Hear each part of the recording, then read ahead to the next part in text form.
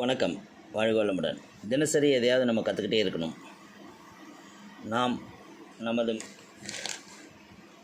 உடல் இயக்கம், மன இயக்கம் ஒருங்கிணைந்து செயல்பட தினந்தோறும் கற்பது நல்லது. அப்படி கற்கக்கூடிய விஷயங்களில் குறிப்பாக நான் இப்போ சொல்கிறது நெய்வேலி நம்ம எல்லாம் கேள்விப்பட்டிருப்போம். நெய்வேலி எப்படி உருவாச்சு ஏன்னா சொல்லுவாங்க, அதை அந்த மந்திரி சபை இருக்கும்போது கண்டுபிடிச்சாங்க, அவங்க கண்டுபிடிச்சாங்க, நிலக்கரி கண்டுபிடிச்சாங்க, அப்படிலாம் நிறையா செவி வழி செய்திகள் கேள்விப்பட்டிருப்போம். இப்போ நம்ம முகநூலில் படித்த ஒரு பதிவு சமீபத்தில், அதாவது 22 ஜூன் நெய்வேலியின் தந்தை என்று அழைக்கப்படும் ஒரு நபரின் பிறந்த தினத்தன்று ஒரு பதிவு படித்தேன். ஜம்புலிங்க முதலியார் அவரோட பிறந்த தினம்தான் 22/6/1890 பிறந்திருக்காரு. 1970 வரைக்கும் கிட்டத்தட்ட 80 வயது வாழ்ந்திருக்கிறாரு. அவரோட பிறந்த தினத்தில் அவர் பற்றி ஒரு பதிவு. இப்படியெல்லாம் மக்கள் நம்ம கூட வாழ்ந்துருக்கிறாங்க. அவங்களால தான் நம்மளாம் இப்போ நல்லா இருக்கிறோம்ங்கிறத நம்ம தெரிஞ்சுக்கணும், வர ஜென்ரேஷன் தெரிஞ்சுக்கணும். இப்போ எனக்கே நெய்வேலி பற்றி பெரிய அளவில் ஒரு புரிதல் இல்லை.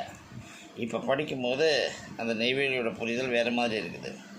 ஸோ அப்போ நெய்வேலியை பற்றி வருங்கால சந்ததிகள் தெரிந்து கொள்வதற்காக இந்த பதிவு.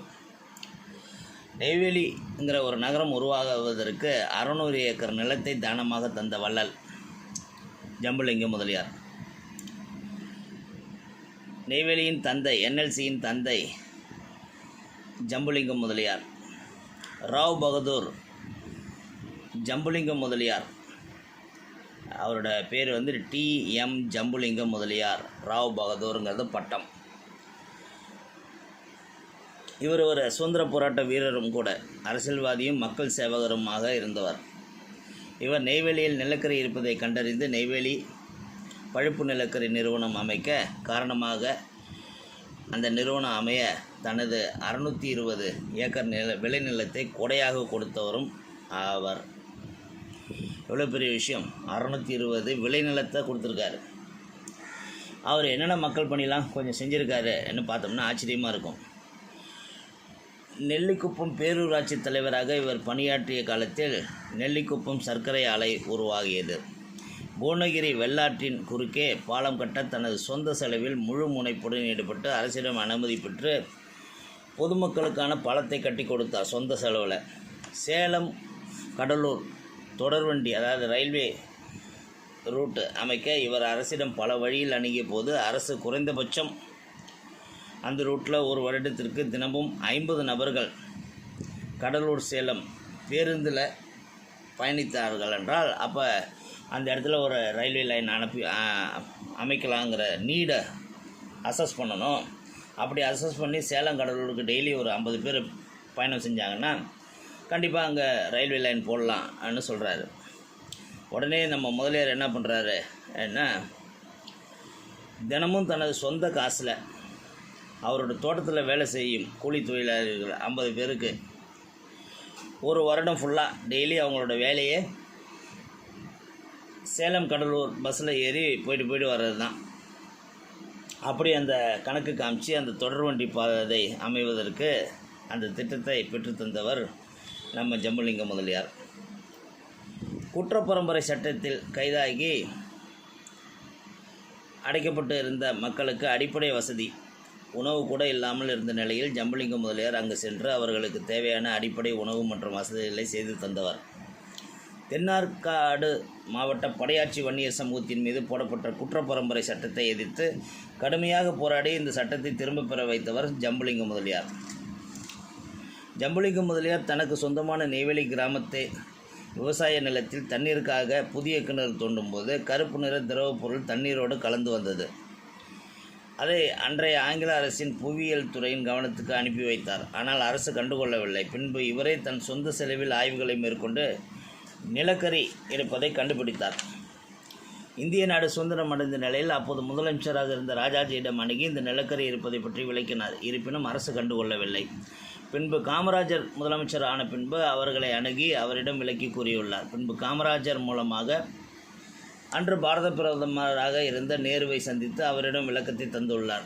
நிறுவனம் தொடங்க அன்று 150 கோடி ரூபாய் தேவைப்பட்டதால் மத்திய அரசு இதற்கு உதவி செய்ய முடியாது என்று கூறிவிட்டது. இதனை அறிந்த ஜம்புலிங்கம் முதலியார் நெய்வேலி நிலக்கரி சுரங்க நிறுவனம் உருவாக தேவைப்படும் 620 ஏக்கர் நிலத்தை காமராஜர் தலைமையிலான மாநில அரசுக்கு கொடையாக கொடுக்கிறேன் என்று அறிவித்தார்.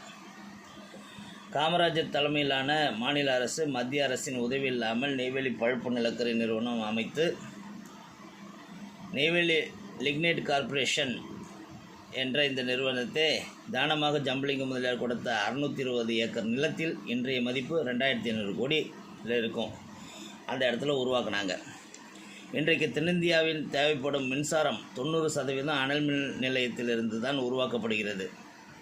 இது தென்னிந்திய அனல் மின் நிலையங்களுக்கு தேவைப்படும் பழுப்பு நிலக்கரி அனைத்தும் நெய்வேலி பழுப்பு நிலக்கரி நிறுவனமிருந்து அனுப்பப்படுகிறது. நெய்வேலி பழுப்பு நிலக்கரி நிறுவனம் மற்றும் அனல் மின் நிலையம் 50,000 தொழிலாளர்களுக்கு வேலைவாய்ப்பு வழங்குகிறது. இந்நிறுவனம் பல லட்சம் கோடி ரூபாயில் வருமானம் ஈட்டுகிறது. இவருக்கு நெய்வேலி குடியிருப்பு பகுதியில் முழு உருவ சிலை உள்ளது. இவர் பெயரில் நெய்வேலி குடியிருப்பில் ஒரு சாலை உள்ளது.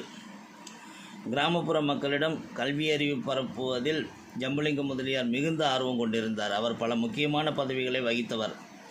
இவரது சேவைகளை பாராட்டுவதற்காக பிரிட்டிஷ் அரசு ஜூன் 1934 அதாவது அவரோட 44வது வயசில் ஜம்புலிங்கம் முதலியாருக்கு ராவ் பகதூர் பட்டம் வழங்கியது. இவர் கொடுத்த நிலத்தில் கட்டப்பட்ட நெல்லிக்குப்பம் பூங்காவுக்கு ஜம்புலிங்கம் பூங்கா என்று பெயர் உள்ளது. இவரின் பொருள் உதவியால் கட்டப்பட்ட நெல்லிக்குப்பம் நடுவீரப்பட்டு சாலை ஜம்புலிங்கம் சாலை என்று அழைக்கப்படுகிறது. 2017ஆம் ஆண்டு இந்திய நாடாளுமன்றத்தில் 2000 கோடி மதிப்புள்ள சொத்துக்களை அரசுக்கு தானமாக கொடுத்த ஜம்புலிங்கம் முதலியாருக்கு அரசு சார்பில் உரிய மரியாதை செலுத்தப்படவில்லை என்று விவாதம் நடைபெற்றது. அது விவாதத்தோடே முடிஞ்சு போயிருக்கும். இருந்தாலும் ஜம்புலிங்கம் முதலியாருங்கிற ஒரு தனிநபர் பாலம் கட்டி கொடுத்துருக்காரு, ரோடு போட்டு கொடுத்துருக்காரு, இடத்த தானமாக கொடுத்துருக்கிறாரு, எல்லாத்தையும் சொந்த செலவில் செஞ்சுருக்கிறாரு.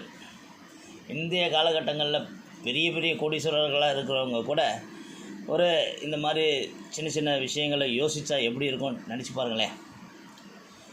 ஒரு ஊருக்கு ஒரு ரோடை போட்டு கொடுத்து வச்சுக்கோவோம் பேரை எவன் பேரையே வைக்கிறோம். எத்தனை ரோடுக்கு ஒரே தலைவர்களோட பேரை வச்சுருக்கிறோம். ஊருக்கு எல்லா இடத்துக்கும் அவங்க பேரையே வச்சுக்குவாங்க. அப்படி இல்லாமல் அந்தந்த ஊரில் நல்லது செய்கிறவங்களோட பேரை வைக்கலாமே. ஒரு சிறு பூங்கா அமைத்து கொடுத்தா அவங்க பேரை வச்சுக்கலாமே. ஒரு பப்ளிக்கு ஒரு நல்ல விஷயங்கள் செஞ்சு கொடுத்தா அவங்க பேரை வச்சுக்கலாமே. இப்படிலாம் நிறைய ஆசையும் இருக்குது. இந்த தினசரி கற்றுக்கொள்ளும் டெய்லி லேர்னிங்கிற சப்ஜெக்டில் இதை இன்றைக்கி ஜம்புலிங்கம் முதலியார் பற்றி படிக்கும்போது எப்படிப்பட்டவங்கள்லாம் இருந்திருக்கிறாங்க, அரசியலில் எப்படிப்பட்டவங்கள்லாம் இருந்திருக்கிறாங்கங்கிறதையும் புரிஞ்சிக்க முடியுது. வாழ்க வளமுடன்.